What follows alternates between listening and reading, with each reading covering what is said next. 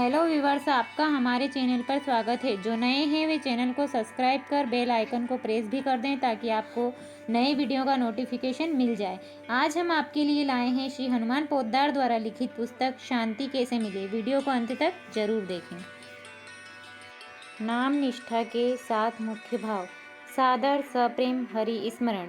आपका पत्र मिला। भगवान नाम की अमोघ शक्ति है। उसके द्वारा बहुत ही शीघ्र मनुष्य कल्याण को प्राप्त कर सकता है। नाम परायणता में, नाम में विश्वास, नाम में आदर बुद्धि, नाम में प्रेम, निष्काम भाव, नामार्थ चिंतन, निरंतरता और गोपनीयता, ये 7 भाव मुख्य हैं।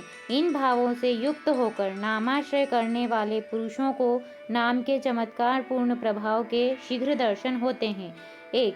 किसी भी अन्य साधन का तिरस्कार न करते हुए नाम में दृढ़ और अनन्य विश्वास होना चाहिए। नाम से ही सब कुछ हो सकता है और हो जाएगा। नाम की जितनी जो कुछ महिमा शास्त्रों और संतों ने गाई है, सारी सत्य है, ऐसा विश्वास होना चाहिए। नाम विश्वास के संबंध में गोस्वामी तुलसीदास जी का निम्नलिखित पद स्मरण रखने योग्य है। भरोसो जाहि दूसरो सो करो, मोको तो राम को नाम, कल्प तरु कलि कल्याण फरो, करम उपासन ज्ञान।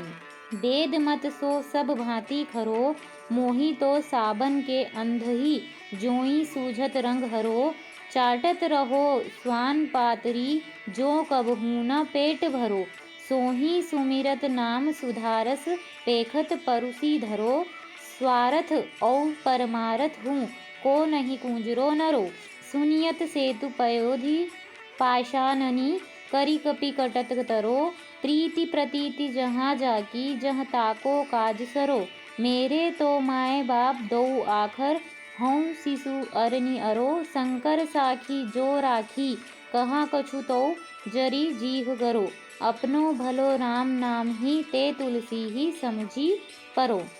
2. नाम में वैसी ही आदर बुद्धि होनी चाहिए जैसी भक्त की भगवान में होती है। सत्कार सेवित अभ्यास ही स्थिर हुआ करता है। नाम साक्षात भगवान का स्वरूप है। इस प्रकार नाम के स्वरूप और प्रभाव को जानकर अत्यंत मनोयोग और श्रद्धा के साथ जो नाम जप होता है वही आत्मबुद्धि युक्त माना जाता है। यद्यपि नाम की स्वाभाविक शक्ति ऐसी है कि तिरस्कार, अवहेलना और असम्मान के साथ निकला हुआ नाम भी पापों का नाश करता है।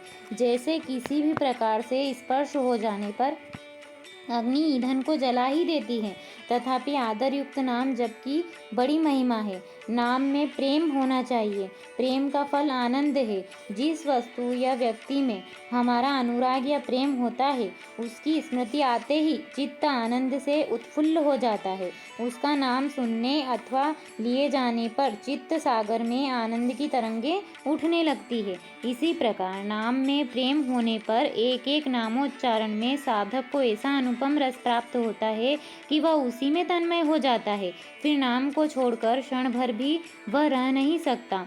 तद विस्मरणे परमव्याकुलता। 4. नाम में निष्काम भाव होना चाहिए। जिसको नाम के स्वरूप, प्रभाव, महत्व और रहस्य का पता है, वह नाम जप करके नाम के अतिरिक्त और क्या चाहेगा। नाम के बदले में जो और कुछ चाहता है, उसने तो नाम का कोई महत्व जाना ही नहीं। नाम के बदले में संसार के सुख भोग चाहना, अमृत के बदले विष चाहना है और स्वर्ग आदि चाहना बहुमूल्य रत्न देकर पत्थर चाहना है। नाम जप का फल नाम निष्ठा ही होना चाहिए। 5. भगवान के नाम में और नामी भगवान में अभेद है। भगवान की भांति ही भगवान का नाम भी चिन्मय है। इस बात को याद रखते हुए नाम स्मरण करना, नाम के अर्थ का चिंतन करना है। मैं जो भगवान का नाम जाप कर रहा हूँ, सो भगवान का ही स्पर्श कर रहा हूँ। इस प्रकार की निश्चित अनुभूति प्रत्येक नामोच्चारण के साथ साथ होती रहनी चाहिए। जब तक अनुभूति न हो तब तक ऐसी भावना करनी चाहिए। 6. नाम जप तेल धारावत लगातार होते रहना चाहिए। संसार के सारे काम नाम स्मरण करते हुए ही हों। 7. नाम स्मरण की जहाँ तक हो कृपण के धन और जार के प्रेम की भांति छिपा कर रखना चाहिए। इसी में उसकी मर्यादा है और इसी में उसकी सुरक्षा है। इसका यह अर्थ नहीं कि जो इन भावों से नाम जप न कर सकते हो वे नाम जप करें ही नहीं। किसी भी भाव से नाम जप करना उत्तम है। कामना से, क्रोध से, भय से, लोभ से, हंसी से और सबको सुना सुना कर भी यदि नाम जप किया जाए तो वह भी न करने की अपेक्षा बहुत ही उत्तम है। उससे भी पापों का नाश होकर अंत में नाम निष्ठा लाभ तथा भगवत प्राप्ति हो जाती है। बाहें कुबाय अनख आलसहूँ, नाम जपत मंगल दिसि दसहूँ। कुछ भी न हो तो जीभ से लगातार नाम की रट लगती रहनी चाहिए। श्री भगवान ही गुरु है, भगवान नाम की महिमा। प्रिय बहिन, सप्रेम हरि स्मरण। आपका कृपा पत्र मिला। आपने दीक्षा नहीं ली सो कोई हर्ज नहीं। दीक्षा की कोई आवश्यकता नहीं है। आप जगत गुरु भगवान श्री राम या भगवान श्री कृष्ण को ही अपना परम गुरु मानिए और रामचरितमानस या गीता का पाठ शुरू कीजिए। रामायण और गीता भगवान के मंत्र हैं। बिना दीक्षा के किसी को पानी देना पाप है। इन सब बातों को बिल्कुल मत मानिए। आजकल गुरुओं की भरमार है। किसी से कान फुकवा लेने से ही कुछ नहीं होता है। मनुष्य का वास्तविक कल्याण तो साधन भजन से ही होता है। परमार्थी गुरु भी परम कल्याण करते हैं, पर वैसे गुरु का मिलना बहुत दुर्लभ है। फिर स्त्रियों को तो गुरु की कोई आवश्यकता ही नहीं है, न विधान ही है। साधवा के लिए उसका पति ही गुरु है और विधवा के लिए परम पति भगवान परम गुरु हैं। आजकल देखा जाता है कि बहुत सी भोली स्त्रियां गुरुओं के फेर में पड़कर घर परिवार में एक भयंकर अशांति और कलह का वातावरण उत्पन्न कर देती है और शास्त्र विरुद्ध आचरण करके अपना भी पतन करती है। आपने लिखा, मैं अपने पूज्य जनों की सेवा करना धर्म समझती हूँ, पर किन्हीं से दीक्षा लेना या उनकी झूठन खाना अथवा एकांत में सेवा करना अपने स्वभाव से निंदनीय समझती हूँ। यह बहुत ही उचित है। किसी की भी झूठन नहीं खानी चाहिए और एकांत में पर पुरुष से मिलने को भी तो महान पातक एवं दुष्टाचार का कारण मानकर उससे सर्वथा दूर रहना चाहिए। जो गुरु पर स्त्री से एकांत में सेवा कराना चाहते हैं उन पर कभी विश्वास नहीं करना चाहिए। घर के पूज्य जनों की सेवा भी बड़ी सावधानी से करनी चाहिए। पुरुष जाति आजकल बहुत ही हीन चरित्र हो गई है, उससे सावधान रहने में ही लाभ है। आप श्री रामचरितमानस का पाठ करती हैं सो बड़ी अच्छी बात है। माला पर नाम जाप से डरने की क्या आवश्यकता है। ज़्यादा नाम जाप लेने पर अभिमान हो जाएगा। इस डर से जप न करना तो बड़ी भूल की बात है। नाम जाप करने से चित्त के दुर्गुणों का नाश होता है और सद्गुण अपने आप आते हैं। अभिमान से जरूर बचना चाहिए, पर भजन से कभी नहीं हटना चाहिए। भगवान के नाम की शक्ति पर विश्वास करके यह निश्चय करना चाहिए कि नाम जप से मेरे मन में अभिमान आदि दोष कभी उत्पन्न नहीं हो सकते, वरम मेरे मन में जो पहले के दोष हैं उन सब का भी नाश हो जाएगा। नाम का बड़ा प्रभाव है। भगवान नाम से सारे पाप ताप सहज ही नष्ट हो जाते हैं और श्रद्धा पूर्वक नाम लेने पर तो असंभव भी संभव एवं अमंगल भी मंगल रूप बन जाते हैं। शिव पुराण में कहा है, अग्निश्च शीतताम यातो जलम च स्थलताम गतम, स्थलम च जलताम यातम विषम चामृतताम गतम, शास्त्राणि पुष्पभावम च हरेर्नामर्नश्च कीर्तनात्। श्री हरि नाम कीर्तन से अग्नि शीतल हो जाती है, जल स्थल रूप को प्राप्त हो जाता है, स्थल जल बन जाता है, विष अमृत में परिणत हो जाता है और शस्त्र समूह पुष्प के समान कोमल हो जाते हैं।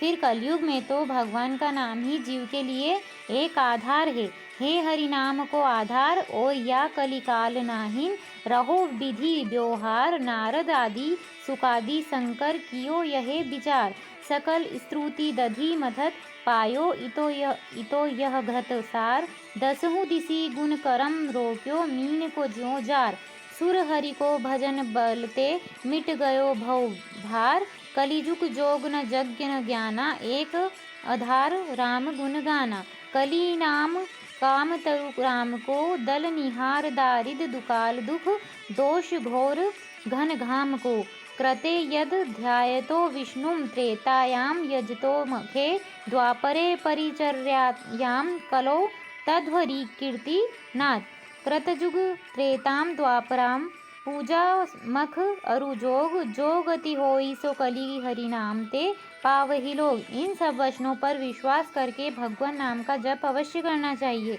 इसमें मंगल ही मंगल है। भाय कुभाय अनख आलसहूँ नाम जपत मंगल दिसि दसहूँ। भगवान नाम का महत्व। सप्रेम हरि स्मरण। आपका कृपा पत्र मिला। विशुद्ध होकर तथा सारे पापों को छोड़कर जो भगवान का नाम लिया जाता है उसका तो कहना ही क्या है। हम लोगों को यही आदर्श सामने रखना चाहिए कि भगवान नाम लेने पर हमारे हृदय में पाप संस्कार का लेश भी न रहे। परंतु जो लोग अभी भी पाप से छूटे नहीं हैं, इच्छा न होने पर भी जिनके मन तन में पापाचरण बन जाते हैं, वे क्या करें। उनके पाप नाश का उपाय भी तो नाम जप ही है। अतएव पाप नाश होने के बाद नाम जप करेंगे, ऐसी धारणा ठीक नहीं। पहले नाम जप करके पापों का नाश कर लीजिए, फिर विशुद्ध होकर परम प्रेम पूर्वक नाम जप का विलक्षण आनंद लूटिए। भगवान के नाम में विलक्षण पाप नाशनी शक्ति है।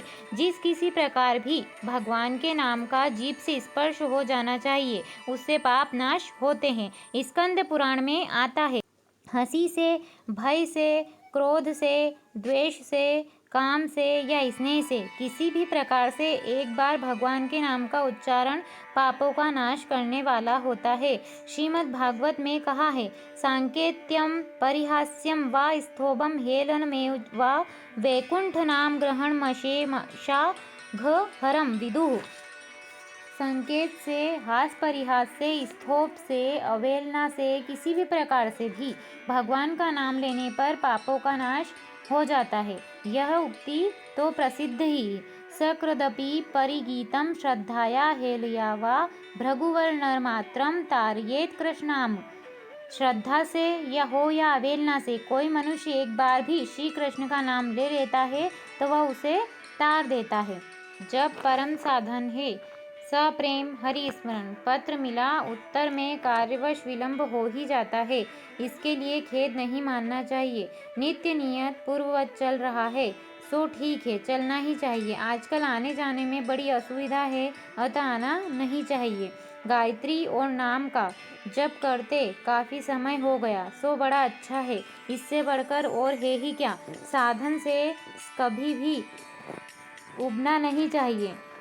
ठीक रास्ता जानने की इच्छा लिखी सो आप इस गायत्री तथा नाम जप को क्या बेठीक रास्ता मानते हैं। यही ठीक रास्ता है, इसी पर विश्वास पूर्वक चलते रहें।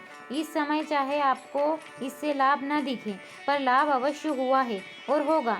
जब चलता है वही एक बड़ा लाभ है। जब के लाभ को तो कोई रोक नहीं सकता। मनुष्य के जीवन में उसके द्वारा भगवान का स्मरण और जप होता रहे, यही तो करना है। भगवान ने तो जप यज्ञ को अपना स्वरूप बतलाया है। यज्ञानाम जप यज्ञो अस्मि। एकांत मिले या ना मिले, उपांशु हो या ना हो, इसकी चिंता छोड़कर जिस तरह से भी हो जप का क्रम चालू रहने दें। अपने साध्य और साधन में कभी संदेह नहीं करना चाहिए। चित्त में नाना प्रकार के ख्याल दौड़ाकर वहम न पैदा होने दें। हिंदू समाज की वर्तमान अवस्था पर खेद होना स्वाभाविक है। भगवान से प्रार्थना करें और अपने से जो हो सके करें, तभी हालात सुधर सकते हैं। शेष प्रभु कृपा। भगवान के नामों में कोई छोटा बड़ा नहीं। प्रिय महोदय, सप्रेम हरि स्मरण। आपका पत्र मिला था, उत्तर में देर हुई, इसके लिए क्षमा करें। भगवान के नामों में छोटा बड़ा कोई नहीं है। जिसको जिस नाम में रुचि हो सो प्रिय लगे वह उसी का जप कीर्तन करे, परंतु दूसरे किसी को भी छोटा न समझे, न किसी की निंदा करे। जैसे एक ही भगवान के अनेक स्वरूप हैं, वैसे ही अनेक नाम भी हैं। भगवान दो नहीं हैं। जो भगवान के जिस नाम रूप का उपासक हो वह उसी नाम रूप की उपासना करे, पर यह समझें कि दूसरे जितने नाम रूप हैं सब मेरे ही भगवान के हैं। जो दूसरे नाम रूपों को किसी दूसरे भगवान के मानकर उसकी निंदा करता है वह अपने ही भगवान को सीमित और अल्प बनाता है।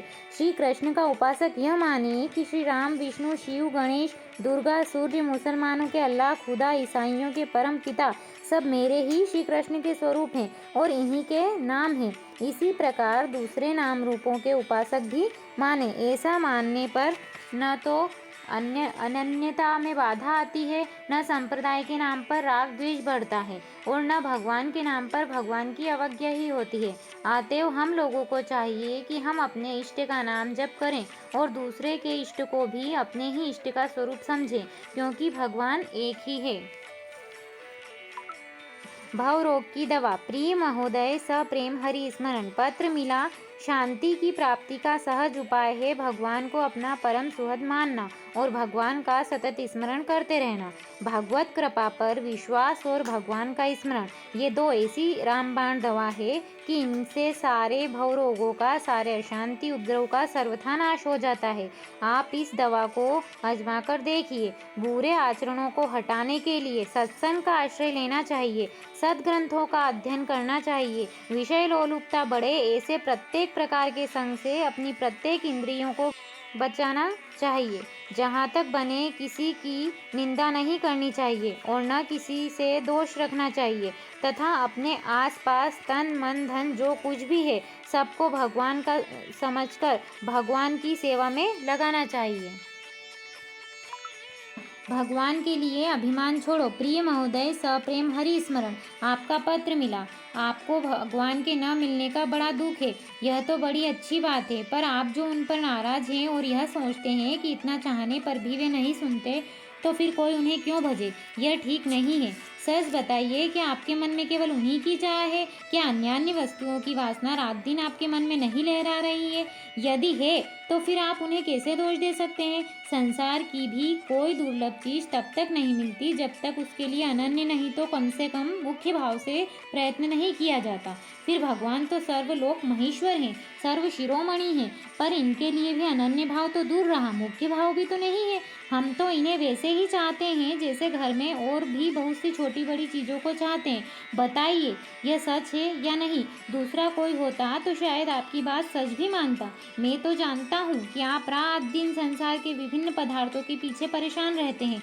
शायद एक मिनट को भी आपका मन भोग पदार्थों की स्मृति को नहीं छोड़ता। फिर आप कैसे ये कह सकते हैं कि आपके इतना चाहने पर भी भगवान आपकी नहीं सुनते? मैं तो समझता हूँ वे आपकी बहुत सुनते हैं। न सुनते होते तो भोग जगत में रचे पचे रहने पर भी आपके चित्त में जो कभी कभी भगवान की स्मृति होती है और उन्हें पाने की मंदतम भी कामना जागृत होती है, सो कैसे होती? आपसे यही अनुरोध है कि आप भजन करते रहिए और यथा साध्य सत्पुरुष या सदग्रंथों का संग भी कीजिए। भगवान की लीला कथा सुनते पढ़ते और उनका पवित्र नाम लेते लेते जब कभी उनमें आपकी आसक्ति हो जाएगी और उनको पाने की आकांक्षा सचमुच जग उठेगी, तब आपके हृदय में विरह की आग पैदा हो जाएगी। वह अग्नि सारे प्रतिबंधकों को जलाकर ऐसा शुभ्र प्रकाश फैलाएगी कि फिर भगवान की मनोमोहिनी झांकी आपके सामने होगी और आप उसे पाकर निहाल हो जाएंगे।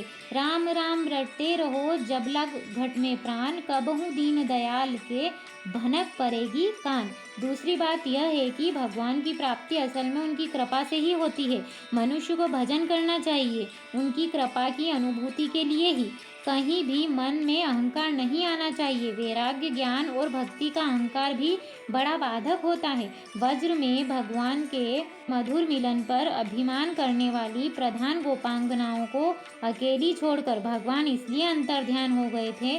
भगवान की कृपा से ही उनके दासत्व का और उनकी सेवा भक्ति का अधिकार प्राप्त होता है। रो रो कर जब तक भक्त अपने सारे अहंकार को बहा देता है तब उसे भगवान की कृपा मिलती है। महाकवि रविंद्रनाथ ने भगवान से प्रार्थना करते हुए बहुत सुंदर शब्दों में कहा है, हे प्रभु, अपनी चरण धूलि के नीचे मेरे मस्तक को झुका दो, मेरे सारे अहंकार को आँखों के जल में डुबो दो, इतने आंसू बहें कि उसमें सारा अहंकार डूब जाए। मैं अपने को गौरव देने जाकर केवल अपना अपमान ही करता हूँ, प्रति पल केवल अपने को ही घेरे हुए घूमता रहता हूँ। मेरे सारे अहंकार को आँखों के जल में डुबो दो। मैं अपने काम के लिए अब अपना प्रचार न करूँ। मेरे जीवन में हे प्रभो, तुम अपनी इच्छा पूर्ण करो। मैं चाहता हूँ तुम्हारी चरम शांति को। मैं चाहता हूँ प्राणों में तुम्हारी परम कांति को। प्रभो, मेरी आड़ देकर तुम हृदय कमल पर खड़े हो जाओ। मेरे सारे अहंकार को आँखों की जल में डुबो दो। इसलिए भगवत प्राप्ति की साधना में लगे हुए साधक के हृदय में अपनी साधना का भी अभिमान नहीं आना चाहिए। याद रखना चाहिए, भगवान वहीं आते हैं जहाँ दूसरा नहीं होता। वे खाली स्थान चाहते हैं। यदि हम बीच में खड़ा हो रहेगा तो उनके लिए स्थान खाली कहाँ रहेगा। जब मैं था तब हरि नहीं, अब हरि है मैं नहीं। प्रेम गली अति साकरी, तामे दोना साम ही।